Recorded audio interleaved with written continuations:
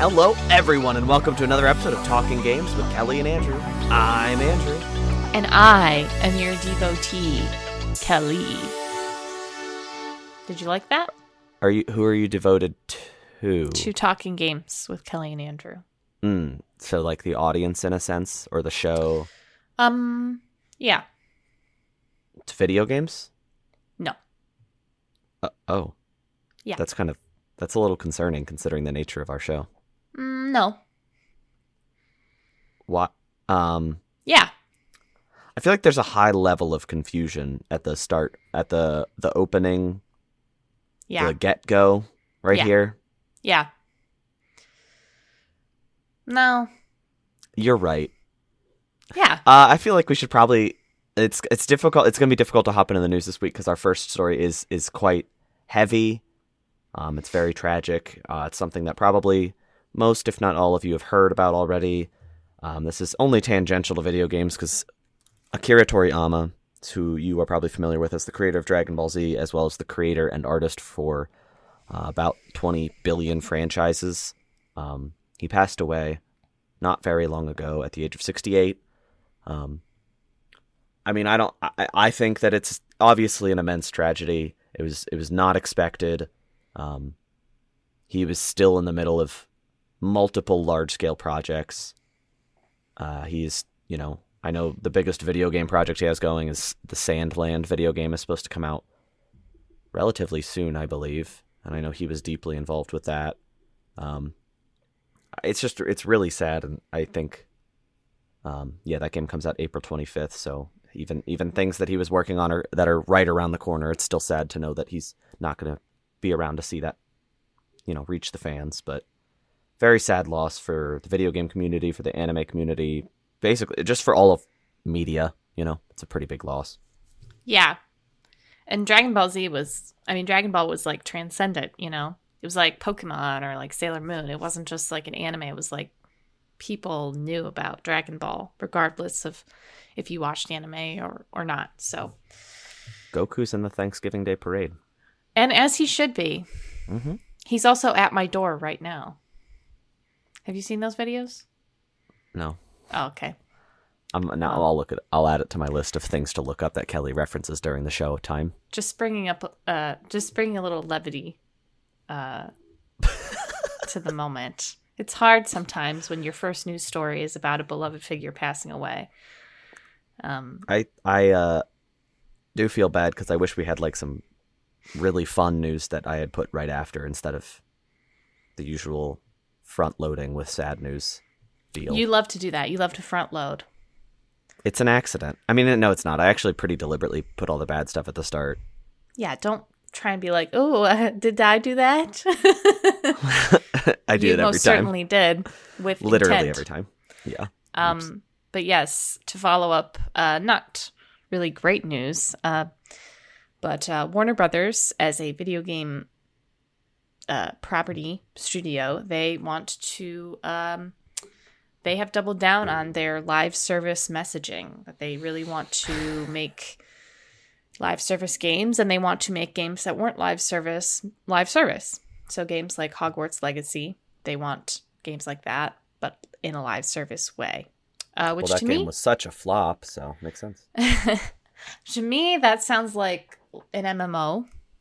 If you were to take Hogwarts Legacy and turn it into live service, it seems like that would be an MMO of some sort. So I can maybe see them shifting in that direction if they were being honest. But if they're not being honest, and we know that they're probably not, they probably just want to make some sort of Fortnite Battle Pass, play as Harry Potter or whatever. Baloney. Hogwarts Legacy sold 24 million copies. That's pretty wild. I mean, I literally don't understand how they could talk right after that one of the best-selling games ever. Like, I think that puts it in the top 100, right? Yeah. I'll check while we talk, but like, I that's think crazy. Yeah, I guess they just want to take that and the success of that and know that they can expand on that success by turning it into live service, so that they can so that it's a constant like revenue coming in. You know what I mean? I mean, yeah, you pay for the upkeep of the servers and the live service element of the game, and obviously you have to design that and implement that, which is certainly a big chunk of money. But I think they know that they could probably make that back, especially if they were making like a Hogwarts MMO. I'm sure that would be a big thing. I mean, I think it's a little bit odd, though, because I think part of the reason why Hogwarts Legacy was so successful was that it was a single-player game. Mm-hmm. But with single-player games, you can't make continuous money on those forever. I mean, you can because people will buy them regardless, especially if it's a good game. I'm sure people are still buying Hogwarts Legacy now. Right. But that's why it's in the top. I checked and it was in the top list. It's smack dab between Call of Duty Black Ops 2 and Nintendogs. Well, I'm going to say something controversial here, but I believe Nintendogs is a better game than Hogwarts Legacy. That's probably not actually that controversial. But also, like, this is coming right off the back of a little game called Suicide Squad. Right. Which has not been a roaring success and is a live service game. Right. Not really sure. It feels like there's some mixed messaging here. Like, people probably weren't playing the Suicide Squad game because it was live service. They're playing it because it's a Suicide Squad game. And the live service elements of that game are not great and are not well designed. That's why they stopped playing it, was because it was live service. Right. So, I don't really know. I think to know that, like, there was this weird shift towards live service and now there's a shift away from it again, it feels like Warner Brothers is kind of not really with it. But are we shocked? Probably not. Coming off the back of this news, they did announce that Multiverses, which is the Smash clone, Super Smash Brothers clone starring Warner Brothers properties such as Batman and Shaggy from Scooby-Doo, it's coming back. It was in beta for a long time, got a lot of excitement behind it, and then they took it away. It is fully releasing on May 28th. So, they're really committing to that live service thing. They have, Suicide Squad, Mortal Kombat 1. Now they're going to have Multiverses all running at the same time, all going for the same, endless money string. So, I'm not excited by this because if you listen to my review, I didn't really care about it. I didn't like it all that much. I thought it was like a fine clone, but why would you clone something that's basically perfect and make it worse, Money. Yep, money, and I'm not looking forward to it. So, I know, Kelly, you're a huge Multiverses fan, right? I'm curious why they don't put LeBron James in Mortal Kombat. I don't know if LeBron James would like to see himself being mutilated. Right. Right. But he wouldn't care if he saw himself getting like totally wrecked by the Tasmanian Devil. Yeah, correct. Which is maybe more embarrassing than getting wrecked by like Katana or something. Yeah. Right. I don't think I feel like the Mortal Kombat team would be like, no, to putting like a real person in there, because that might feel a little bit Isn't there intense. What about like John Cena? Yeah, he's I guess that's a real character, but it's John Cena. That's his face. I guess John Cena and like whatever the name of the guy who plays Homelander. I guess that's real faces. Yeah. Isn't his name like Anthony Starr or something? Probably. That sounds like the guy that play Homelander. I was going to say, that's a pretty intense last name. That feels like apropos for the Homelander. Yeah. I guess Arnold Schwarzenegger is also in there. And Rambo. Yeah. So I don't think your argument really holds up, Andrew. But it'd be weird if it was just like, oh, LeBron look, James. It's just John Cena. Like, that might be a little different. Sure. And it wouldn't be like LeBron James. It would have to be like LeBron James's character from Space Jam, the final jam. What is it called? It doesn't matter. Does not matter. This is not a movie podcast, though you might think it is, especially with our next news story. Did you like my transition there? Yeah. If it's a good transition, I think the best way to go about it is to not ask and just go with it, and then the audience will think, "Wow, that was a good transition." Yeah. Let's cut that. Okay. Let's flip that. Reverse it. Nintendo has officially confirmed that they are making a Mario movie sequel. And this sequel is due in April 2026.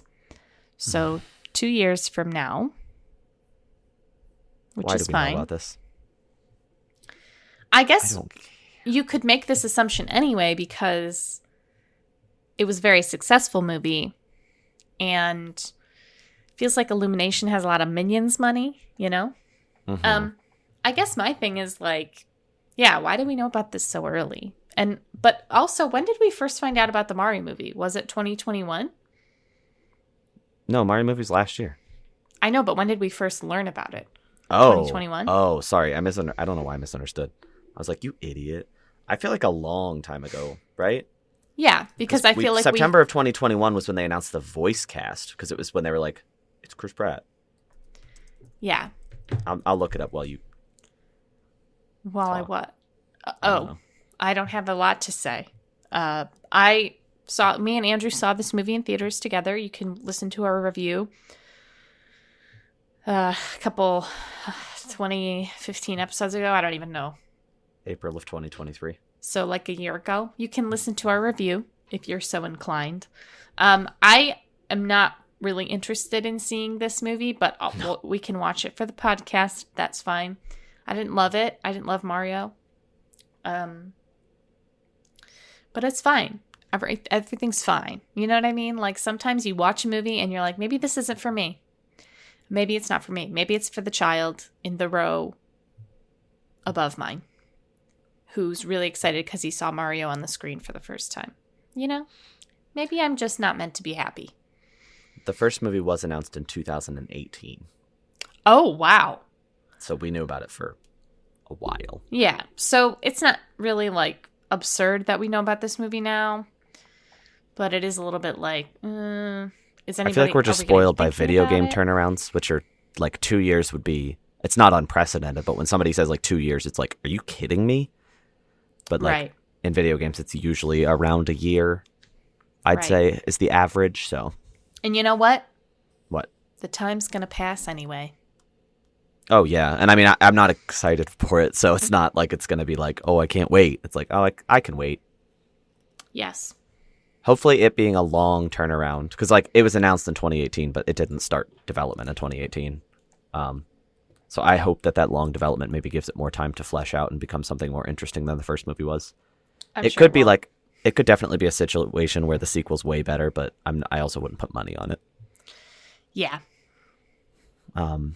Another something that I wouldn't put money on is the success of the leaked PlayStation 5 Pro. It's going to be reportedly, take all of this with a grain of salt, reportedly released at the end of this year. And hold on to your pants for this one, okay? Kelly, are you holding? Yeah. Audience, I know you can't respond, but you better be holding. I'm holding. It's 28% better. That's a 28% power increase. What? Now, are we going to be able to buy these when they come out, or are we going to have to wait 2 years for them to actually come out? I'm going to guess about 3 people want this, so I don't think it'll be hard to get. And like, there's a lot of things. It's like, okay, 28% faster could mean a lot of things. Like, that's a decently chonky increase. But I'm not going to go spend maybe $600 to make my PlayStation 5 a little better. My PS5's great, you know? I have a question. Yeah. Are they really called teraflops? Yeah. They always have been. It sucks. We need to be a bit more serious. Teraflops? Are you kidding me? Are you kidding me? I can't. Well, I definitely won't be purchasing, especially, yeah, like you said, if it's going to be super expensive. It doesn't really feel worth it to me, especially for those of us who have personal computers. It doesn't, like, the PS5 works really well. I like that console a lot, even if Sony themselves is not putting games on it. The idea of paying extra, because like PS4, it kind of made sense because the Pro, there were a lot of games that did benefit from like a higher frame rate. Right. That was the thing for me, is PS4, like, there were so many games locked at 30 FPS, and the PS4 Pro was able to push it up to 60. But on PS5, most games work pretty well at 60, you know? Yeah. And I really, like, the only thing I'm thinking about, like, okay, the Final Fantasy VII Rebirth. That game's performance mode is fuzzy. And so I chose the graphics mode. I probably could have chosen performance mode if I owned a PS5 Pro.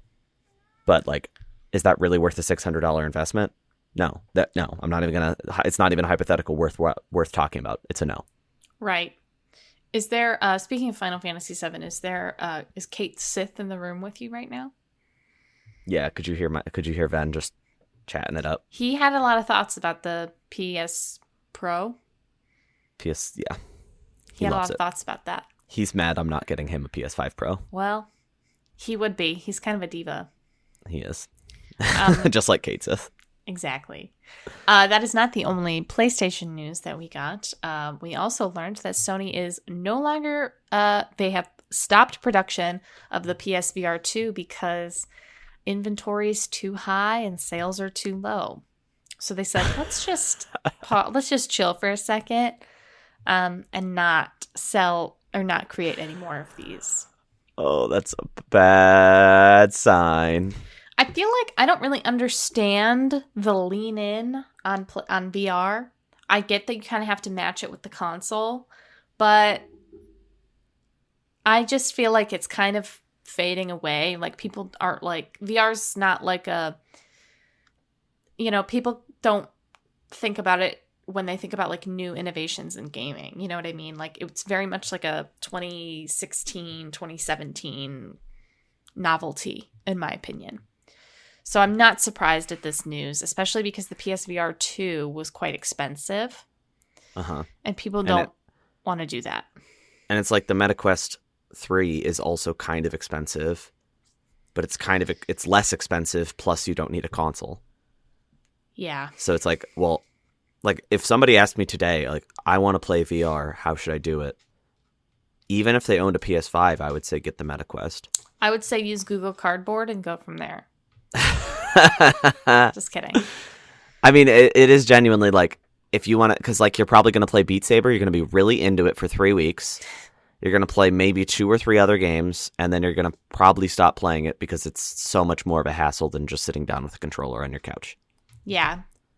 And that's fine. It's a fun... I got it. I don't regret having one. I actually just bought Half-Life Alyx. I'm not sure if it'll run on my little laptop. I'll confirm later. But that's like one of the few games I'm like still interested in playing on a VR setup. Yeah. So yeah, I wasn't ignoring you. Kelly was throwing up a perplexed emoji over and over and over, and I was not responding because I was finishing my sentence, and then she did the perplexed emoji, but like for real life. This perplexed Kelly. Right. I was just looking at the other Bloomberg news stories. Oh. Including Musk being Elon. Says his ketamine prescription is in investors' best interests. So on that note, I think we should talk about the next news story. Wouldn't you agree, I have big Andrew? news. I have big news for husband of the show. I guess it's not husband of the show. It's husband of the Kelly. Right. Well, I know that your beloved husband is looking forward to this as much as I am. The Paper Mario remake got a release date. There was no direct or anything. This was simply... They literally just slapped this at the end of that Mario movie announcement. They were like, oh, by the way. There was just like a still image on screen. It's coming out May 23rd. Only 2 months away. And then less exciting, but still cool. Luigi's Mansion 2 comes out June 27th. Luigi says ketamine prescription is in investors' best interests. Yes, Luigi says that. Luigi loves electric vehicles. Luigi loves ketamine. I feel like Nintendo's going to come after us now. I'm so excited. I'm so excited for this. I'm quite excited for Paper Mario, but I'm particularly excited for Luigi's Mansion because I love Luigi. You're going to play Luigi's Mansion 2? I might. Who knows? I mean, I loved Luigi's Mansion 3, and I played 2 way back in the day, and I liked it a lot, but like... I like to see that little man in situations. It's true. And I'll admit to that. Well, if you're a fan of the show and you've played none of them, don't play 2, play 3. But if you have played 3 and you loved it, doesn't hurt to play 2 as well. It does look a lot better than the 3DS version, but it also looks a lot less good than 3. Like, Luigi's Mansion 3 is like probably the best looking Switch game graphically. Mm-hmm. And Luigi's Mansion 2 Remake is not. It's still good. It's still great, actually, but I'm more excited for Paper Mario personally. And okay, let's get conspiratorial. Okay, ready? Go. Okay. It's coming out May 23rd. Yep. And then all they have for the entirety of this year after that is Luigi's Mansion 2. So do they have to show up at E3 now? You know what I mean. Do they have to have a June Direct? Well, I'm sure there will be a Direct in the summer. But, like, I wouldn't... initially, I would have said, yeah, for sure, because I assumed they would have made that their big Switch 2 blowout. But now, if we're going off the assumption that that is indeed coming out next year, early next year, I wonder what they would talk about. Like, do you think they're just going to, like, have to beg their third-party partners to fill up the thing like they did with the Partner Direct in February? Or do they maybe have some stuff in the bank? Maybe there will be a Fire Emblem remake that we're just waiting for with bated breath. I mean... Or maybe you're losing it. Maybe you need to get back on your ketamine prescription. You're obsessed with the ketamine today. It should be called Calamine. I just thought that was really funny, and I liked seeing that, and now I can't stop thinking about it. I'm going to start calling it Calamine. Okay. Like calamine lotion? No, like when you get a bug bite, and your mom was like, stop itching that, and your dad was like, dig your fingernail and make an X, and then it'll stop itching. And then you're like, Dad, that actually hurts me. And then he's like, well, it'll work. And then your mom is like, no, don't do that. Put the calamine lotion on it instead. Or use this anti-itch stuff. But the anti-itch stuff doesn't work because it's just alcohol. So it just makes it burn. So you try the X thing, and then that hurts even more because you already have alcohol on it. What were we talking about? Well, it strung back because you're talking about the X thing hurting even more than the ketamine, and that's probably why Elon Musk has the ketamine subscription, because X hurts so much. Right. But we were talking about, I think a June Direct would be fascinating because I'm like, what could they possibly have? But then you mentioned Fire Emblem Remake, and I was like, well, they could very quickly port over Twilight Princess and Wind Waker, like super easy. Oh my God. That'd be a very easy holiday thing. I mean, it wouldn't be nearly as big as like a new game, but hey. It would be pretty big. Especially if they pack them together. The people yearn for the wolf version of Link in a normal way. Have you noticed, back in like the PlayStation 3 era, and even in some of the PS4 era, there were HD collections all the time. Those don't exist anymore. It's remasters. They're all separated. Yeah. Like, the only one I can think of in recent memory is Pikmin 1+2. And it's like, okay, that is a HD pack. But, like, in my head, the remasters of Twilight Princess and Wind Waker that they charged $60, I think they charged $50 for, actually, several years ago now on Wii U, I think putting them in a $60 bundle would be fine. I think that'd be a pretty reasonable thing, and that would make a lot of consumers happy. But it would also be surprising. Like, nowadays, I would much more expect them just to release them both as $60 things at separate events. Oh, absolutely. Because you can make more money, because people will buy them. Even if people complain and go, oh my God, $60 for a remaster. It's still Wind Waker. It's still Twilight Princess. People will buy these games no matter what. I'm like doing like the video game podcast version of observational humor, where I point something out that everybody knows, but it's like the worst kind, where everybody like they're like, yeah, of course they don't release HD collections because HD remasters of one game sell just as well. Yeah, but you make a good point. It just feels like the industry has shifted it's made such a hard turn in the past couple of years, it feels. Could I make one tangential comment that has nothing to do with this? Yes. Well, it does a little bit, but remember how, like, when the Until Dawn remaster was announced, we were both like, ugh, this game's remastered. That seems kind of like quick, like a quick turnaround. $60 seems kind of steep for a game that's like not that old. And then I heard somebody else say something about that game being 10 years old. And I've been really shaken since then. Because like any other, like there's so many other games that when they're 10 years old, I'm like, yeah, remaster them, like full new release. That's awesome. But like that game, for whatever reason, I was like, and I think it's just my perception of time is vastly speeding up. Yeah. Well, to be fair, Until Dawn, if you play it now, it doesn't look bad. It looks pretty good still. So it needing an HD remaster is a little bit silly, in my opinion. Because that game is not... I mean, the models look good. The environments look good. You're not really playing it for the environments. You're playing it for the story and the characters and the choices. That's like the whole point. You're not playing it to be like, wow, look at the texture on that snow. You know what I mean? But even still, in my opinion, it still looks good. But you're right, it is a 10-year-old game. So I think that's the thing is, like, 10 years is enough time for somebody to have, like, been a young enough child when it came out that there's no way they were going to play it, grow up, be a full adult, and be a entirely new potential consumer. So Yeah. It does make more sense than I gave it credit for, I think. Even if Absolutely. I don't care. Especially if you somehow gain some, like a Rami Malek hyperfixation, and then you have to consume every piece of content that he's ever been in a span of like 2 months. But you couldn't do that when you were younger. That sounds really specific. definitely. Hey, you want some news about Steam? Yeah, but I feel like we need to at least dig into like at one more of your life traumas today that you just like go off on a tangent. The Rami Malek thing was way quicker than the your parents and mosquito bites thing, but Right. you Well, could talk about Steam now if you want. okay. Well, if Rami Malek were in my family, I would share with him my Steam account because Steam has added a families feature, which means that you can sort of share your Steam account among 5 other people. So up to 5 family members, as Steam says.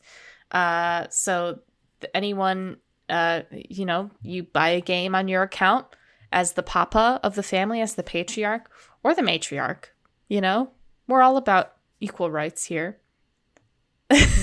Okay. When it comes to Steam families. Sure, right. Oh, are you saying that you're not a proponent for equal rights otherwise? So anyway, so you can basically buy a game and then share it in your shared library, and anyone in your family can play that game. Now, if this is like this is the one thing that I guess it makes sense if like somebody has a Steam Deck in the family. To me, it's a little bit confusing. Like, okay, I have a PC. My son has a laptop. My wife has a laptop. There are certain games I can play on my PC. They can't play on their laptops.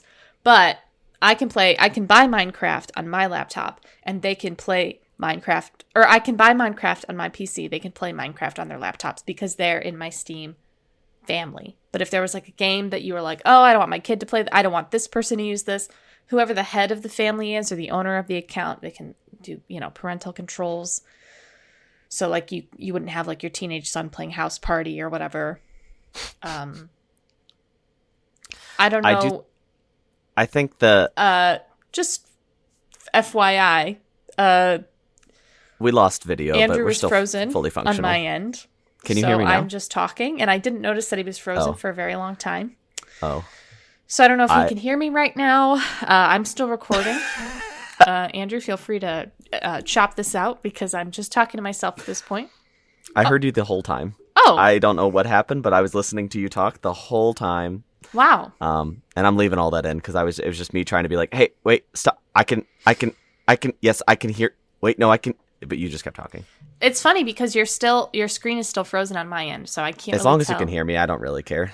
Okay, I can hear you. I think what's funny about this little blip.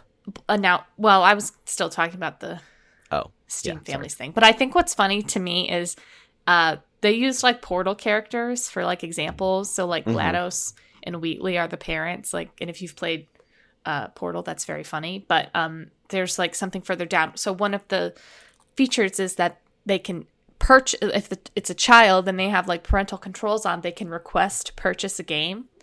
And this little screenshot has Wheatley requesting to purchase Helldivers 2 for $39.99. Now, if I saw that and my child was trying to buy Helldivers 2 for $40, I would say, no, sweetie, you're going back to Minecraft. Decline. I'm just kidding. This feature is in beta, or is going to be in beta, so not quite released yet. But I think the FAQ is really funny and worth reading, especially the one that's like, can I be kicked out of a Steam family? And Steam's just like, yeah, adult family members can kick any family member out of the Steam family. So if you get divorced or anything, It's great. over. It's over for you. I think realistically, this is going to be way more common among friend groups. Yeah, but there's wouldn't nothing it be like we're funny? talking about this like adult-child relationship. Like you can just set everybody to adults, and it's just a library sharing ability. Yeah, but wouldn't it be more funny with my example if it was a family? Yeah, and then a divorce. Yeah, like if it was Elon Musk's family, because he's super I don't- divorced. He's I was divorced gonna say, I like 3 feel times like- over. I feel like they could just afford to rebuy all those games on all their different platforms. Right. That child is richer. That toddler is richer than I will ever be in my life. By an enormous margin, such a big margin. Yeah. But Yeah. I think that it's really cool. I think it could lead to a lot of fun. The only problem is like if you want to play a multiplayer game with somebody in your family, you both have to own it, which makes sense to me. That's the one like kind of stipulation. But if you both want to play single player games, go for it. This could save people a lot of money. Like if you're all interested in a single player game, you just split the cost. If you have 6 of you and there's a new $60 game, everybody pays $10, and I think you can't be playing it at the same time. I am forcing my family members to play Dragon Age with me. Dragon Age? Dragon Age, yeah, on Steam. What? It took this long for you to do that? Yeah. Yes. Maybe we'll start a family, Kelly. Oh. Okay. So, because I have like 4 games in my Steam library, and you probably have way more than 4, so I'll just take all of yours. I am opposed to that. Why? I have more than 4 games, just Yeah. for the record. But you would get my 4 games for free, which probably include games that you have already. Tell me what your 4 games are, All right, and I'll tell you pull if it I up. have them. Okay, we're going to play a little game. It's more than 4, but it's still a very short list. Ready, Kelly? Yes. How do I get to my library on my phone? Oh, God. This There, I was got a it. mistake. I have Ape Out, Oh, I don't have that game. Black Mesa, the Half-Life 1 remake, I don't have that game. Braid, I don't have that game. Half-Life 2, I don't have that game. Half-Life Alyx, I don't have that game. Pizza Tower, I do not have that game. Pony Island, I absolutely do not have that game. and Portal. I do have that game. Okay. So most of those cost me 99 cents. Right. So the only thing I'd actually be saving you money on is Half-Life Alyx, which you couldn't play because you don't have a headset. Right. But so I have Among Us, Baldur's Gate 3, Cyberpunk. Are you reading the whole Dead by list? Isn't it Daylight. going to take like 7 It's years? not that long. All of Oh, the Dragon okay, go Ages, Dragon's Dogma 2 character creator. Shh, don't talk about that yet. Oh, sorry. Elder Scrolls Oblivion, Elder Scrolls Skyrim, Fallout 3, Fallout 4, Fallout New Vegas, Final Fantasy 14 Online, The Great Ace Attorney Chronicles, Haven, Hooked on You, a Dead by Daylight dating simulator, the Jackbox Party Pack 7, Lake, Lost Ark, Mass Effect Andromeda Deluxe Edition, Mass Effect Legendary Edition, Monster Prom 2, Monster Camp, Monster Prom 3, Monster Road Trip, Mountain Blade Warband, Mutazion, Phoenix Wright, Ace Attorney Trilogy, Sid Meier's Civilization 5, Stardew Valley, Tales of Arise, Terraria, or Unpacking. So I actually think that you bring more to the table with your Steam library than I do. I don't. No, I literally bought that entire Half-Life series for like $2 the other day. Right. I'm very new to PC, though. I think mine will probably bolster over time. Right. I'll consider. I'll see who all wants to be in my family before I enter one with you. Right. Yeah, my family's full. I might have more valuable families to join than yours, is what I'm saying. I have to pay for my family's ketamine prescriptions, which the investors do not have to worry about, okay? The investors might have to worry about the ketamine prescription of Jeff Keely.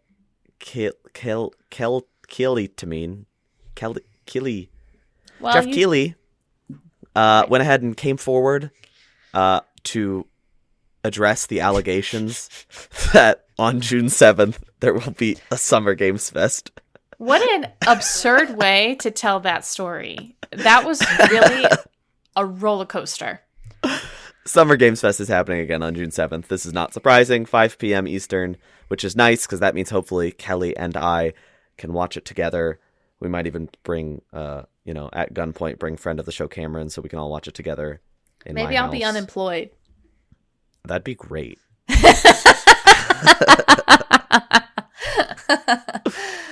Wait, what's the day? Oh, who knows? I might be unemployed too.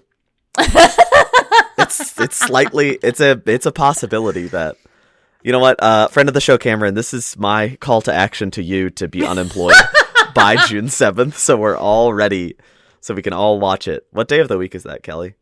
It's probably like a Thursday. I think it's always the Thursday, right? It's Thirsty Thursday, which is great because I will definitely It's a Friday. Need alcohol to get through that. It's a Friday. That's crazy. We can go nuts, Kelly. We'll have let's have a rager to watch it. I actually feel like I might be a little bit more excited for this year's Summer Games Fest because Dragon Age will probably be there. Yeah. Well, and it's a Friday, so you can get lit. Probably. I will say Dragon Age might be there. Well, Kelly, it's a Friday, so what it means is you can come to my house and get drunk. Yeah, I'm going to do that. I'm going to eat Ven, and then I'm going to trash your house. So. Well, you're not allowed to go into the guest room then. Fair. That's fair. I'll sleep in the litter box. In the litter box? Yeah, that's comfortable for me. You're a very small person, so you would fit. I'm like and the one with the roof? He has one with a roof. Yeah, well, I need to stay covered and sheltered. The elements. Exactly. Exactly. The elements of Ben peeing on you, yeah. Well, he won't be peeing on me because I will have digested him at that point. Oh, I forgot that you ate him. Right, exactly. Ate him, stole his toilet.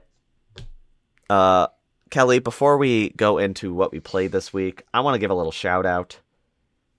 I live in Stowe, Ohio. Whoa! Don't dox yourself. I don't think I'm worried about people finding me. I am. I'm finding you. Oh, you've been to my house several times.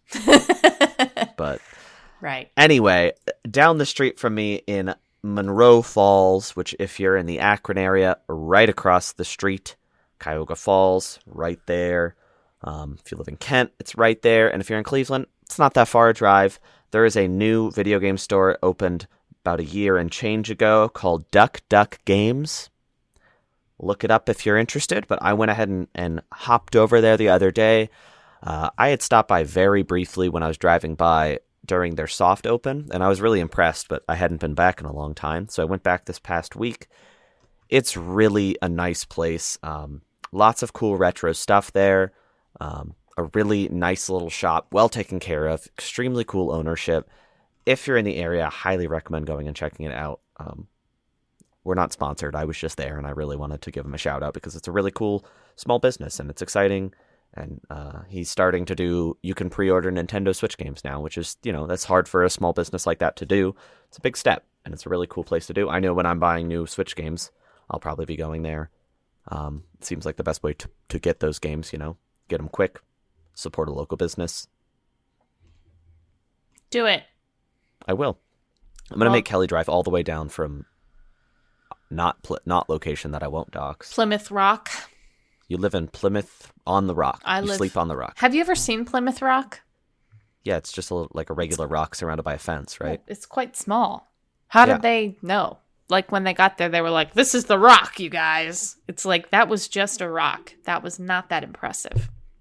Yeah, I'm gonna be honest. They probably just guessed which rock it was too. Yeah, I think you're right. You looked really upset. I didn't mean to shatter No, your it's okay. worldview. You're right. So, I have to grow up. I have to grow up. Just like the characters did in Persona 3. Right. They did a lot of growing. It's true. Yeah. I finished Persona 3 Reload. I was really close to the end before our last episode, so I don't have a ton to add, but what I will say is my opinion did not change drastically. I liked this game. I did have a certain level of disappointment because as a diehard Persona 5 fan and somebody who has a lot of nostalgia for Persona 4, there are some pacing issues that without nostalgia that they will affect your experience in all likelihood. It's also the ending does not feel entirely complete, which is mostly because I know it's not, and the DLC will make it complete later this year. I think ultimately it was just a pacing thing for me. The pacing of the entire game was not perfect. There were a lot of elements that I enjoyed, and I do think that the characters are very likable, but I think that the loop can drag a little bit, and by the end I was just straight up ignoring fights entirely because I was just so prepared to be done with the game. And I was so close to finishing all the social links, but I got no dice because I didn't realize the value of hanging out with school friends on school days. And if I had done that, I definitely would have finished every social link. But hey, I still had a good time. I still do recommend the game. I think if you had to pick one Persona, I'm just going to be blunt. Just go for Persona 5 Royal. It's the newest. It's the shiniest. It's the most functional. Kelly's going to disagree. That's a crazy thing to say. I would. Oh, Persona 5 over Persona 3 Reload, easy. Not 4, though. I love 4. Don't go for 4 first, because now 3 is more accessible than 4. You should play them all. Well, yeah, but if you want to pick... I'm being Why realistic would you about only people's pick one? time. In what world are you beholden to only playing one Persona game? This is a hypothetical that does not exist. The hypothetical where they're all very long, and I know people don't want to commit to long games. No, you should play Persona 3. Don't listen to Andrew because he's wrong. I think you should. I'm just saying if somebody asked me to pick one of the 3 modern Personas, I would not even hesitate with Persona 5 Royal. You should play Reload first because it's a different story, it's a different situation, and it helps you prepare for 5 and 4 by extension. But I'm of the opinion that you can only truly appreciate the later Persona games and the advances in the later Persona games when you've seen where we're coming from. Yes. But also, you almost would get like a warped version of that if you start with the remake, too. Like, if you went back and played Persona 3 Portable, and then went to Persona 4 Golden, and then went to Persona 5 Royal, you would truly have, like, the whoa experience. But yeah, but I don't it would be hard now, because 3 Reload to Persona 4 Golden might be a little bit... Yeah, I don't think that you should play Portable first in any context, but I agree. No, but what I'm saying is if you played in order, 3 Reload to 4 Golden would be a step down, mechanically, like, functionally. Even if I think 4 is a better paced game to an extent, I still think that the 3 Reload is way more polished and quality of life filled than Persona 4 Golden is. And those, I'm not complaining about any, like, the quality of life stuff is great. The visuals are great. The combat is pretty fun.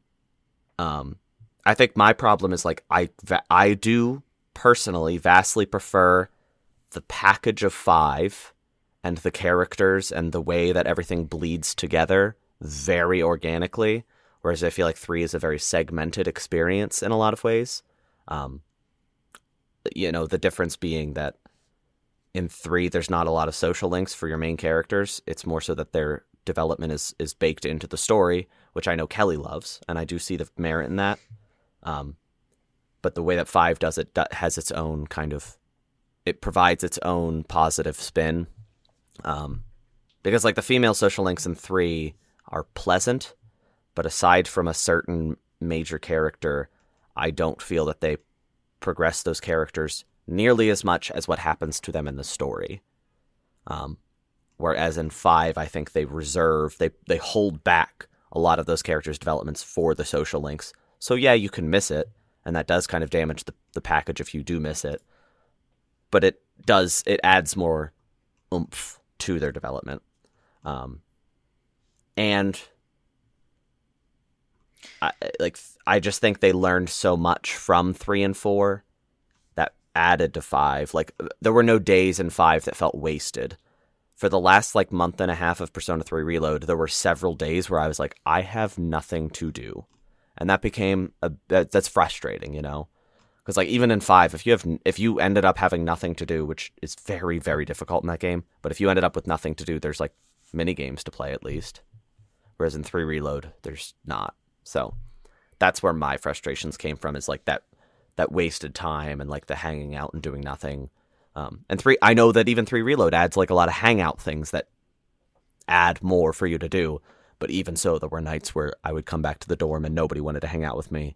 And then I'd be like, okay, who's out in the town? Nobody's out in the town. Okay, all my stats are maxed. What do I do? I guess I'll make $15 doing a part-time job.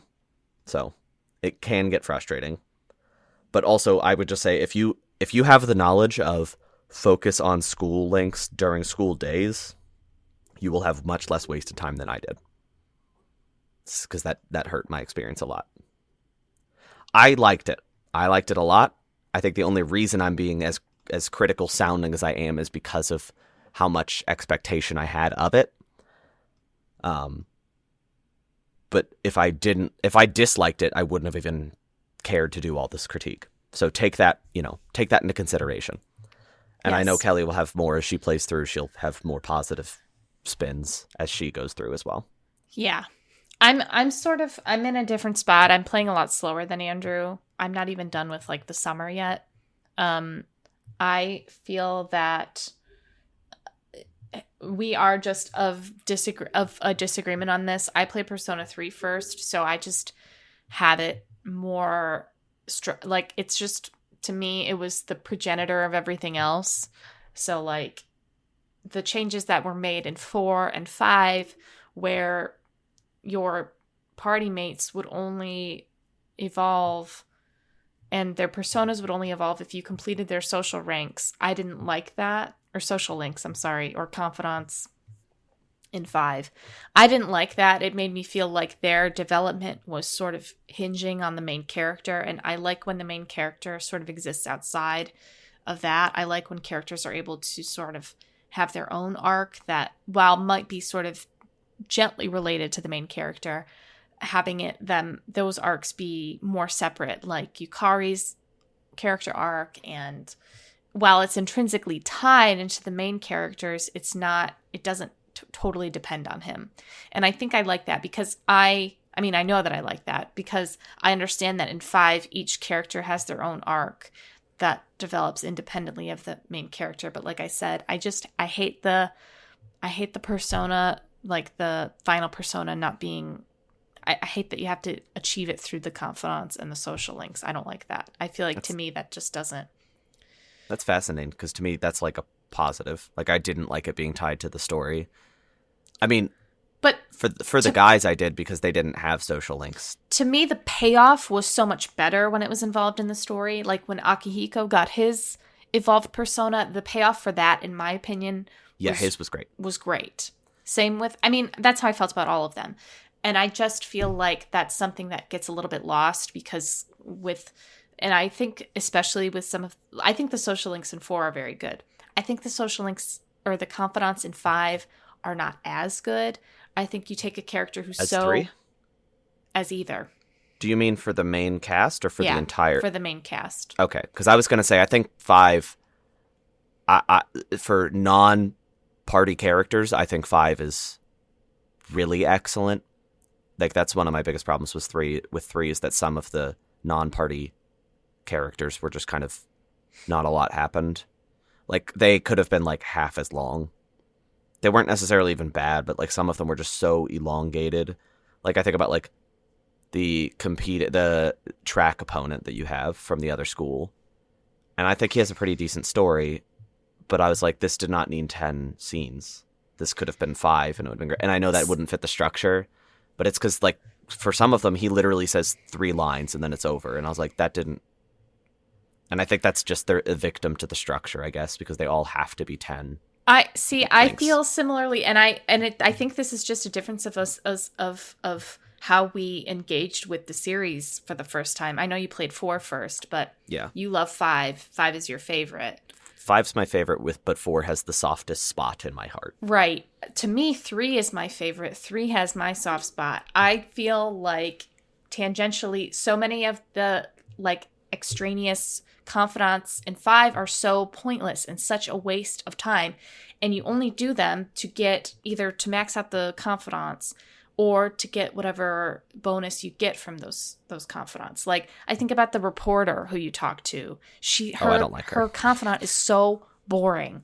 I think about like, and I know, and I feel terrible saying this because I love the main cast of 5, but some of their confidants are so bad. Makoto's is so bad. I think An's is bad. I think that Ryuji's is fine, but it's like you kind of go through these character moments and these huge moments in their dungeons or their respective palaces, even though they're not all linked to a palace, most of them have some connection, even though Ryuji and An kind of share the first one.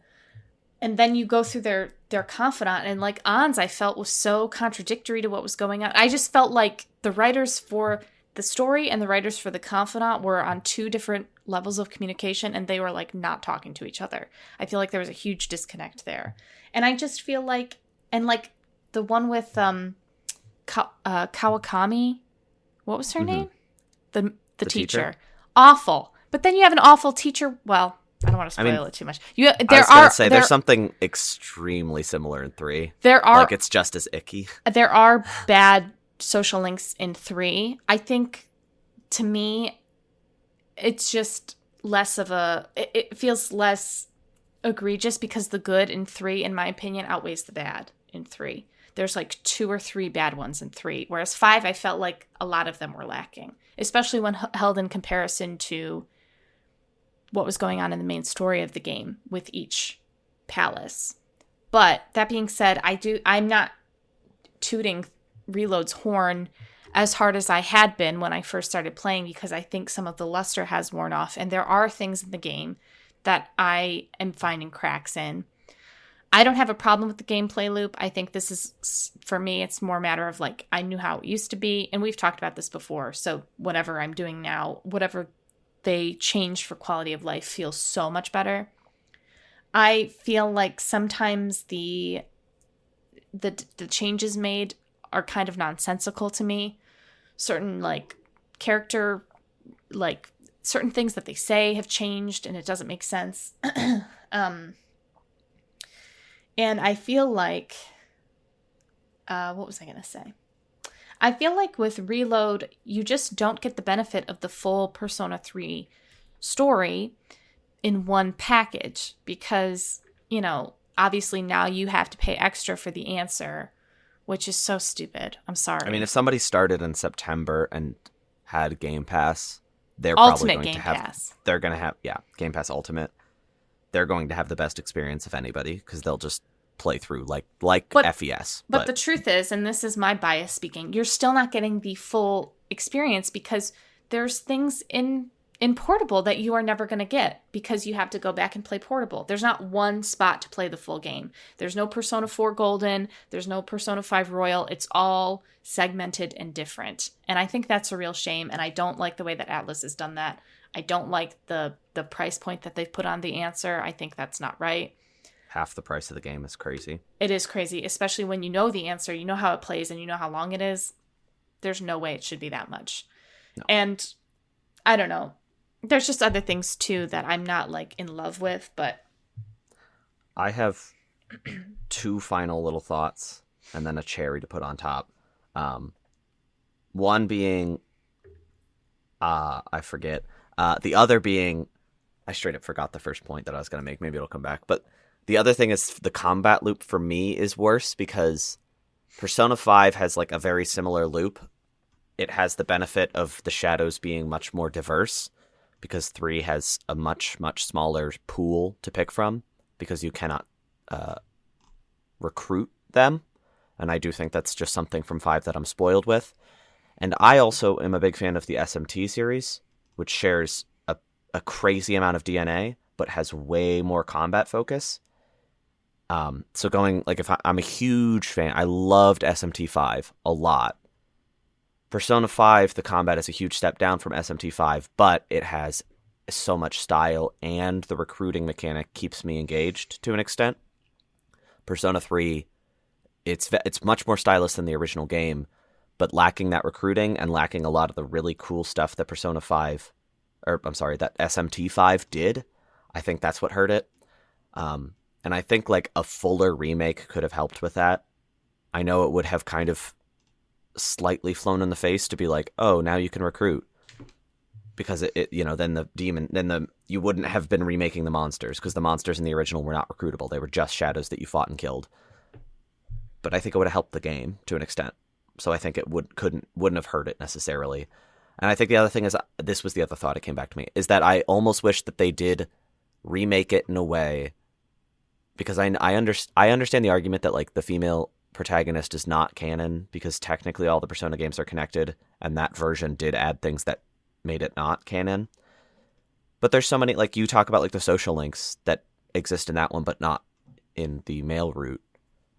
I think they should have taken the time to include those, figure out a way to integrate them. And yeah, it's maybe you have to cut the romance out if you don't want to be gay about it, which like you should be. But if you don't want to be gay about it, I guess, just figure out a way to rewrite them a little bit. And I know they sort of did that with some of like the nighttime hangouts and stuff, but there's just a lot that I think they could have added to this by almost merging all the different versions into one. Take Persona 3 Vanilla, Persona 3 FES, and Persona 3 Portable and merge them into one mega product, which I'm almost confused that they didn't do, because they said very overtly in a recent interview, they're like, we are never doing the female protagonist.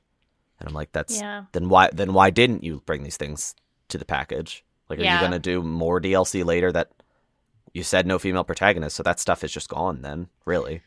Yeah, I think it sucks because there's so much more. I mean, even if you want to be an incel and be like, you can't be a female protagonist in a Persona game, which is untrue anyway because there's a female protagonist in 2.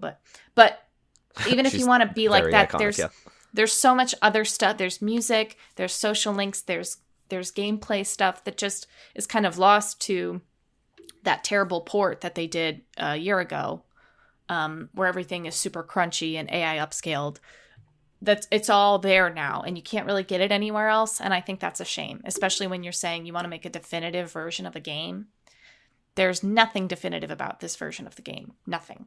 Well, I'd say there are definitive elements, but it's not definitive in a sense that if you want the full experience, you have to pay extra for it. You have to pay extra for the answer. You would have to pay extra for if they went back on their word and did the portable elements. You would have to pay extra for that. Definitive should be, I bought the game. It has everything about the game in the game. It's almost confusing because it's like Persona 3 is the most segmented of the Persona games, because Persona 4 Golden is the definitive way to play it for sure. Right. I know some people don't like the Golden content, but it has all the original and more. Persona 5 Royal, original and more. Persona 3, there are now 3 versions you could play. Right. I mean, I guess technically 4, but don't play Persona 3 Vanilla. That would be stupid. This replaces Persona 3 Vanilla. Persona 3 FES still exists. Maybe with the answer, it'll be replaced. But that still leaves Persona 3 Portable as a completely separate thing. Yeah. And the other thing is, like, I do think, personally, it is my opinion that it shouldn't be like, oh, it's definitive because you can play it. Like, the thing about the female protagonist that does bother me, not being female, just, you have to play it twice to see everything. And I'm like, that's bad. People do not have time to play a massive 60-hour game twice. I think that this was the perfect, and I'm not saying that her existing is bad and that their second route is bad, but I'm saying if they wanted to make this definitive product, they could have figured out a way to make, maybe have just both protagonists in this one, and all the social links are available to all of them, and the only thing that's different is some romance options. I would agree with that. I would 100% agree with that. I think people who only play the male characters should have the opportunity to experience the female social links, like Sayori, which is the hermit social link, or the moon social link, which is different for the female protagonist. The moon social link for the female protagonist versus the moon social link for the male protagonist, they're so wildly different, and so it's almost insulting how bad the male protagonist one is versus the female protagonist. Because, well, I don't want to spoil it, but the moon social link I don't think we should get rid of any of them. I think we should figure out a way to have all of them. My thing is the moon. I think that the female protagonist just has better social links. There's like one that I think is bad, and it's not because it's poorly written. It's because it's gross. And versus the male protagonist who has more social links that are gross, just especially in the original game where you couldn't befriend any of the females, you had to date females. You couldn't befriend any of your girl party members, you had to date them all.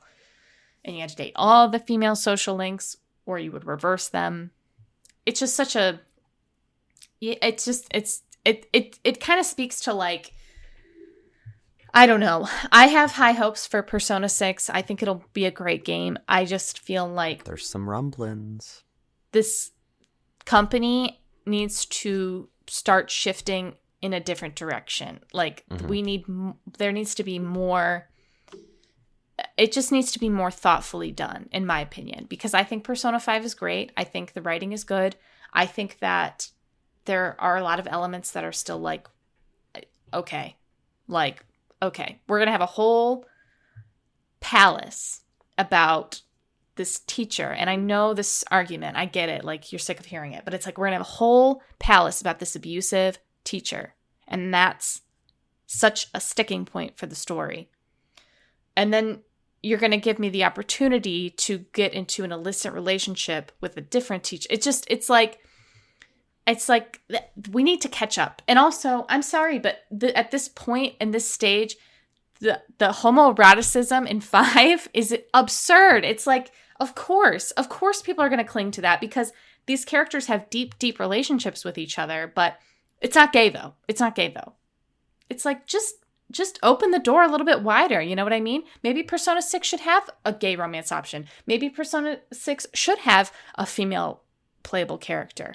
Maybe we just need to open the door a little bit more and just expand, which I don't think they're going to do because I just don't think that's in Atlus's nature as a company. I think they're just kind of, I don't want to say stagnant, but I think that they have a comfortable formula, and I think that they don't want to breach away, especially because maybe the execs at that company are a little bit older, and maybe they're the ones that are in charge of these decisions, and maybe they're a little bit more conservative, and maybe this is something that is more in demand in the West than it is in the East. I think it actually, I would just say I wouldn't put the blame specifically. I think it's a cultural thing. It's homosexuality and gender and sexuality minorities in general are it's just a much more difficult thing for people of those groups in Japan.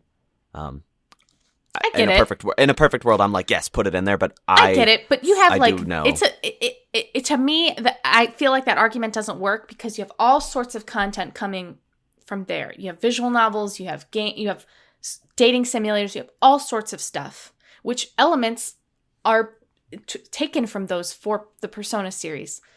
So Persona 3 Portable is basically a visual novel with gameplay elements with like combat. So to me, it's like I understand your argument, and I understand it is. Well, I'm as much arguing as like just discussing perspective. I think it's bad, just for clarity. Right, and I think I understand that. I know what you're saying, and I know that point, but I refute that because it's not. You're not making a game for. This is a world. This series is so popular in the West, and I'm not saying they have to cater to Western audiences. Whatever. I'm just saying that these games with LGBT characters exist. They have been made. They have been brought over here. They've been brought over there. This is not a question of like, is this allowed? Because it is, and it's been done. It's just a question of, are they willing to do it? Which at this point, I think is still no, which is disappointing. But I guess, whatever, in a couple years when we see the first tinklings of Persona 6 or the next Persona game, maybe it'll be called something different. Maybe that'll be different. I don't really know. I'm just expressing how I feel. And as someone who, I really enjoy the female protagonist, I think the game series benefited a lot from having that perspective, especially because there's a lot of people who want to play as a female protagonist. There are people who, there are women who like to play as her. There are people who, they have to understand that their audience is bigger now than it has ever been. And that audience isn't just straight men. And that's all I have to say about that. I'm going to just drop real quick. I'm going to drop 3 little tidbits, and then I'm going to put that cherry I talked about. I'm optimistic about the future because Atlus is very much a baby of Sega now, and I think about 3 things, 2 of which are inside Atlus and 1 outside.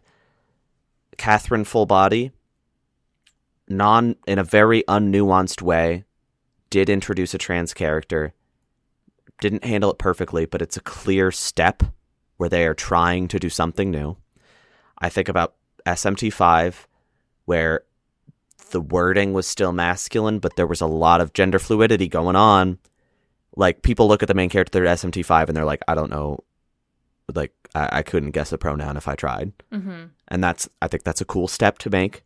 And then I think about the Yakuza series, because I know that's not Atlas, but, you know, that's a sibling now. Sega is very much has their hands in Atlas. They're not just owners, they are friends.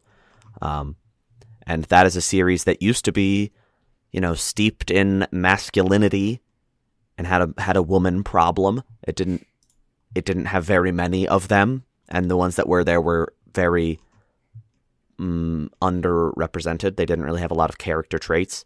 And now it still leans masculine, but it is the representation is a far cry from what it used to be. You know, there are giant leaps being taken, even if they're still not where they need to be.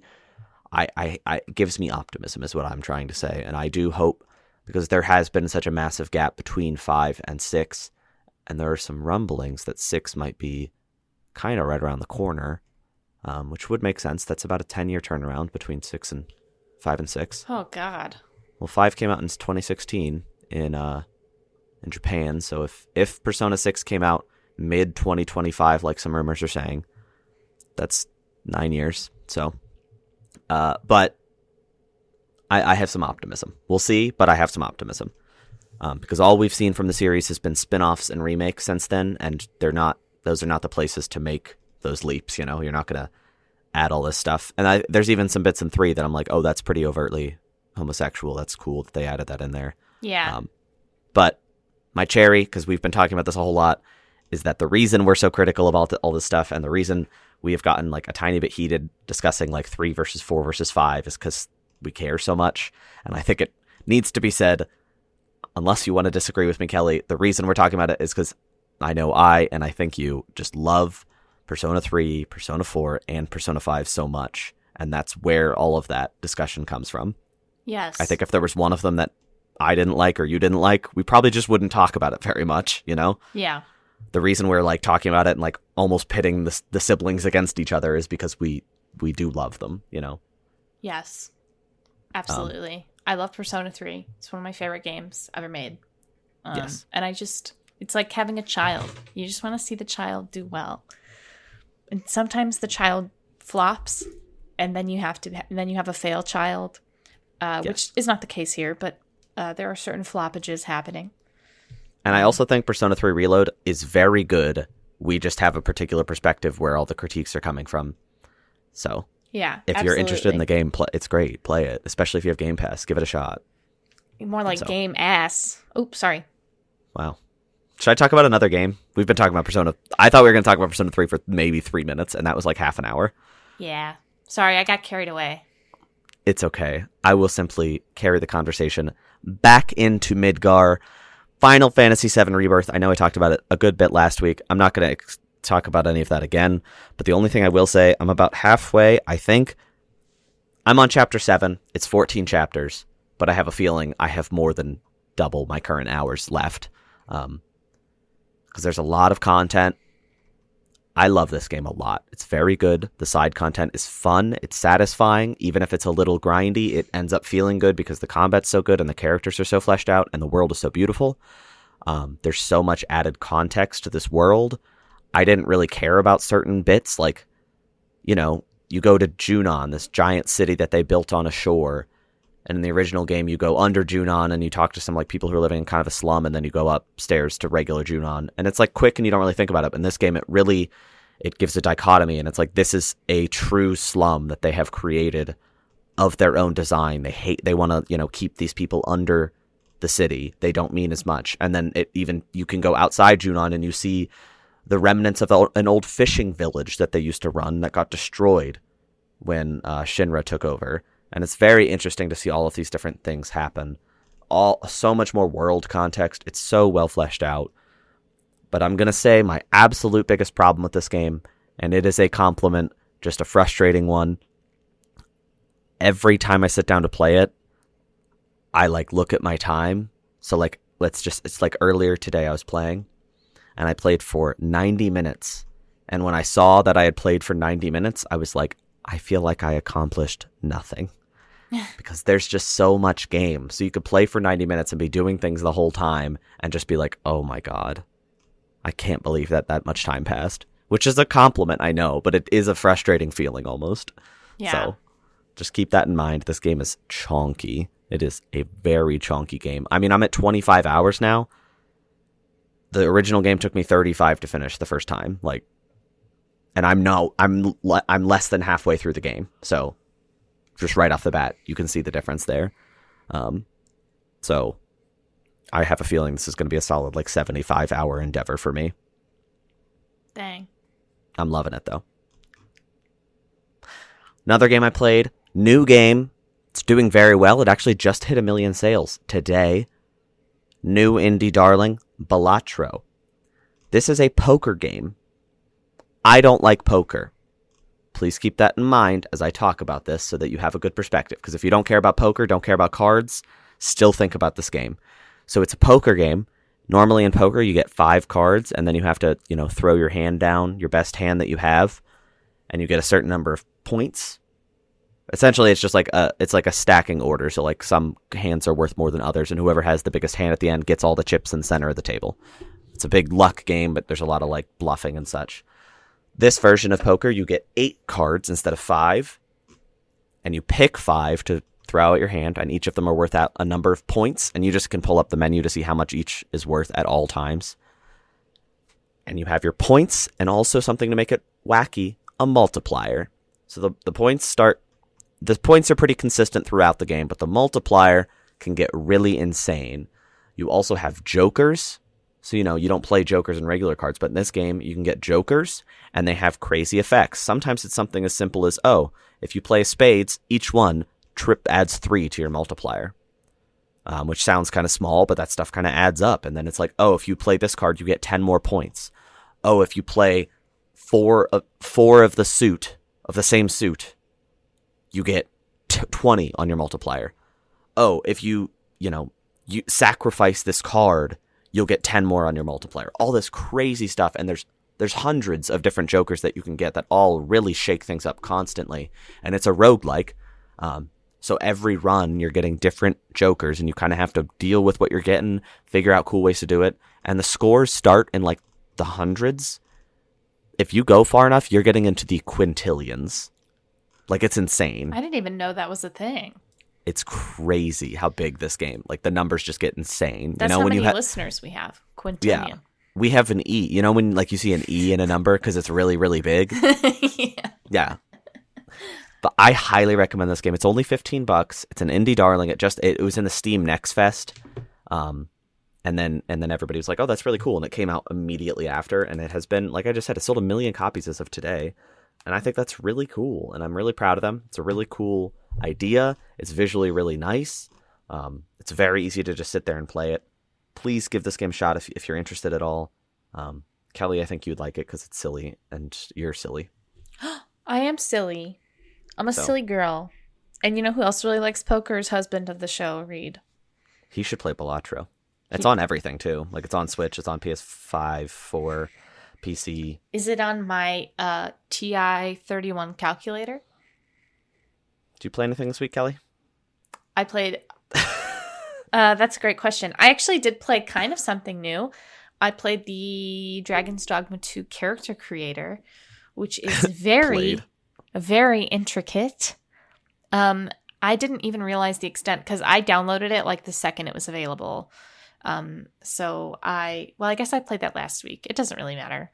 So I made myself, and then I made my pawn a big, handsome cat husband, which was really nice. But then I saw some of the creations online, and I was like, wow, I really didn't put too much of an effort into my character. But anyway, so I will say it's very clunky on PC, and I was kind of taken aback by when you first open it. It's do you have a controller? You should probably use a controller right now. They told you that? Yeah. That's hilarious. I was like, they're whoa. We didn't try. And I was like, whoa, you're kind of presuming a lot right now. I mean, I did have a controller, but I didn't use it because I didn't feel like going and grabbing it and connecting it to my PC. But so you're playing on PC still? I don't know. I think I would like to play it on my console because I just feel like it's going to be clunky on PC. So I probably will have to create a new character, but I had fun. I think it's really, really intricate. So if you're into character creation, then it's definitely the tool for you. It's definitely better than the first game. Though I will say my memories. You don't say. And I will say my memories of the first game's character creator are not that strong. But yeah, so I am really looking forward to Dragon's Dogma 2. So this was exciting. Pour moi. And then I also played Persona 3 Reload a little bit more. We won't talk about that anymore. I was gonna say I've covered that one. Yeah, and that's really been it. I'm not the gamer I once was, but I'm excited to play Dragon's Dogma 2. Are you getting it on Friday when it comes out? Then? Okay, on PS5. Yes, I will be. I'm committing you to it. Yes, because I got my bonus last week, so I got paid extra money. Are you going to do the character creator again on PS5? So you can have that. Okay. Yeah. I don't think I can transfer over because there's not like a Capcom account or anything. Sure. So yeah, I'll have to start fresh. But I have a general idea of what I want my character to look like, and I want to make another cat husband. So big cat husband. They're not cats, but they have cats. I mean, they're cats, but they're furries, like humanoid cats. You know what I mean? I'm not a furry. Well, you guys, thanks so much for listening to this week's episode of Talking Games with Kellie and Andrew. Oh, I'm sorry. I thought sorry. And I am Kellie. It's Pavlov. That's okay. That's okay. Thank you for listening to us talk about Persona 3 and 5 I hated that and order. 4 for an hour. 3, 5, 4? I don't know, because I feel like we were originally talking about 3, and then we had compared it to 5, and then we brought 4 in for a little bit, and then we kind of went back to 3. But anyway, thanks so much for listening. I hope you have a great day, week, month, year, and we look forward to seeing you next time when we will probably be talking about, I don't know, video games? Elon Musk's ketamine addiction? Okay, thanks for listening, everybody. Bye! Woo!